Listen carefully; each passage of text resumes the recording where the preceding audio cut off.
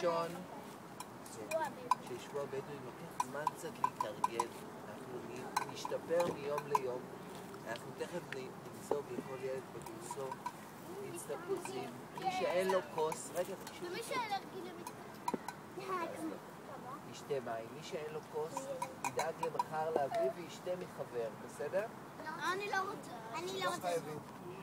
שימו לב, ואז אני אעבור ילד ילד וישאל אתכם ממה אתם רוצים את הפיצה שלכם. יש קוטג', לבנה, חומוס ודבש. בשקט בשקט.